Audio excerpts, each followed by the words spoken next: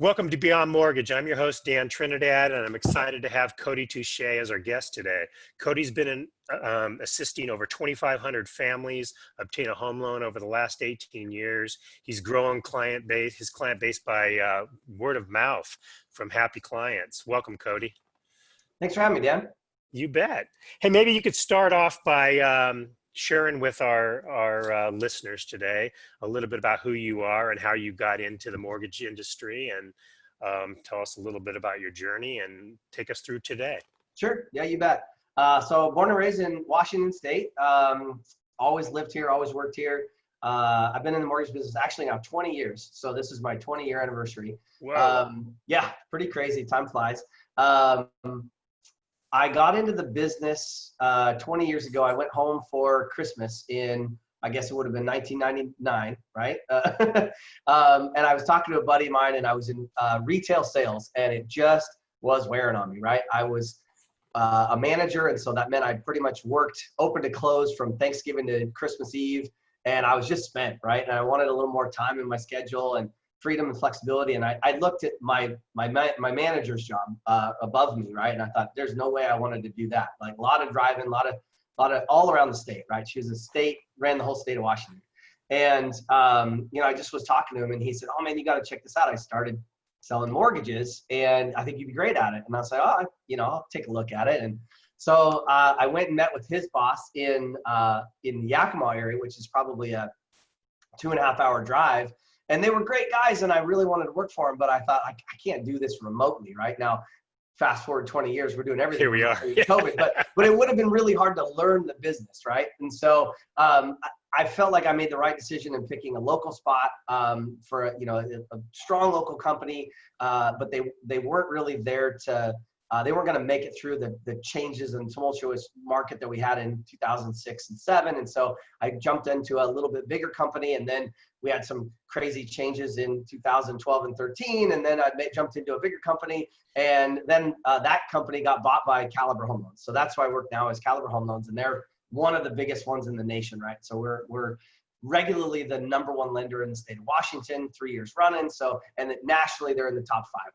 So I ended up working for a giant mega company that I didn't ever think that I was going to, because of the strength of the local leadership, right? Our upper level management here in Washington State and the West Coast really is just phenomenal, really, really supportive, and really helped me see what was possible, right? I was at smaller companies, and not to knock them, but like I got to be the big fish in a really tiny little pond, and I wanted to be a big fish in a big pond. And so I found a bigger pond, right? And now, we had some crazy goals, and I was able to meet those a couple years ago. Funny thing is, though, when you meet your goals and you don't make new ones, we went backwards a little bit in 2018, and then 2019 we crushed that goal again. And now, so it's always a dream of mine to hit 100 million in funding in a year. And so we did that as a team in what would have been 16, we missed it by $1.5 million. So we were really close, but we missed it. So then 18, we did it. 19 was a little bit of a fallback, or no, sorry, I'm off by a year. 2019, last year, we did about 117 million as a team. Wow, that's big. And this year, we're already at 100 million through June. So that's absolutely nuts. Yeah. It's something you didn't foresee in 1999, I'll tell you that. My gosh. I had no idea, right? I feel very fortunate to have found this business. A good buddy of mine got me into it when I didn't really know what I wanted to be when I grew up, right? And I couldn't imagine doing anything different.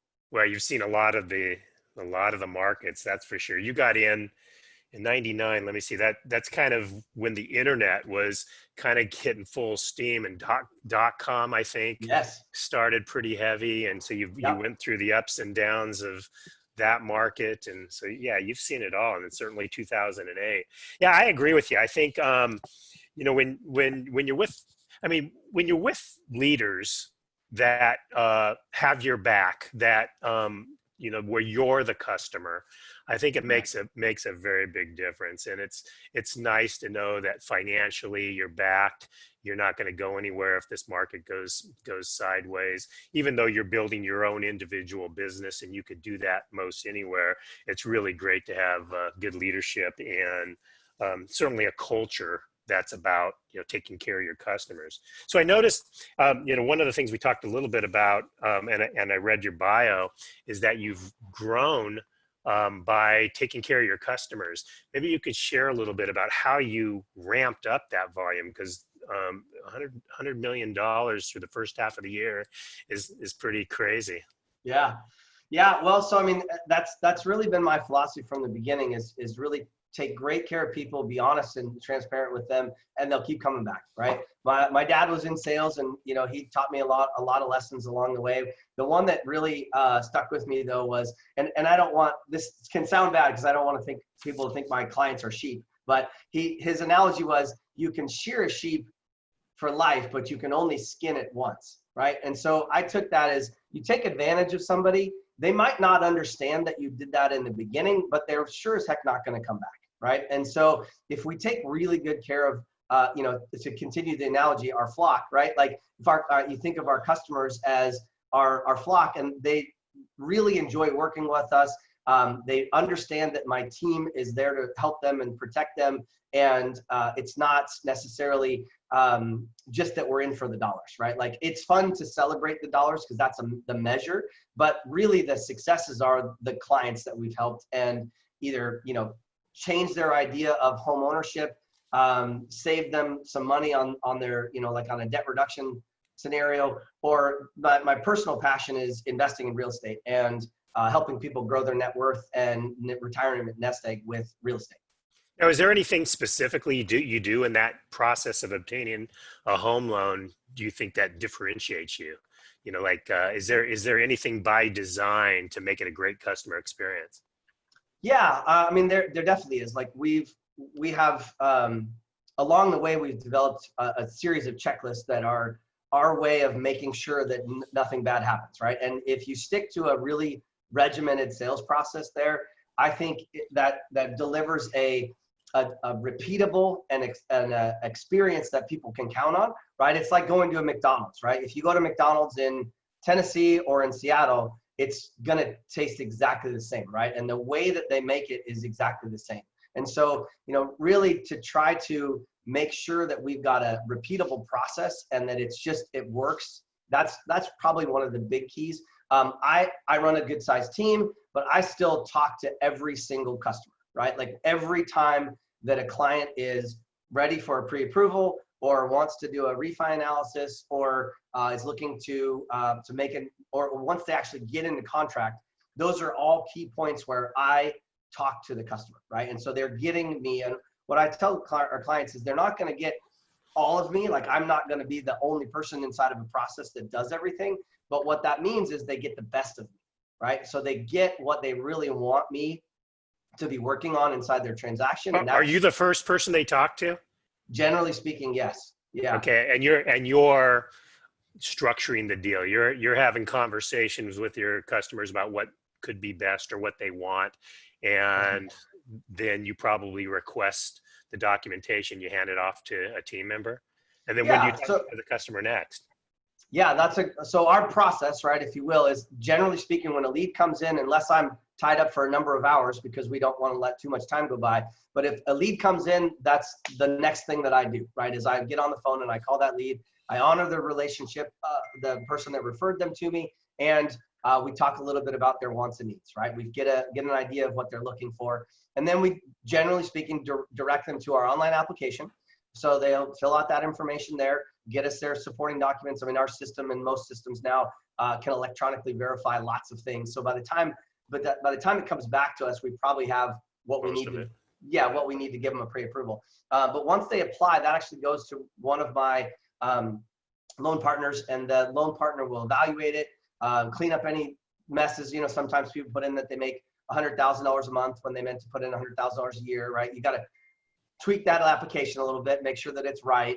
And then they usually will give me we use Mortgage Coach for all of our customers. So they'll work up a total cost analysis so that I've got 2 or 3 or 4 different solutions of what might fit what the client wants. And then my assistant will call and book them a half an hour conversation with us, or maybe an hour in person if they'd like to, or maybe a Zoom meeting now. But where we actually dive into, hey, I've got all your financials. I know everything about you now. Let's dive into what you're looking for. You told me in the initial conversation this was important. Here's what I found, right? And then we go through their scenario and everything that they're looking for. I love it. So you're actually going through the mortgage coach with the customer. Absolutely, yeah.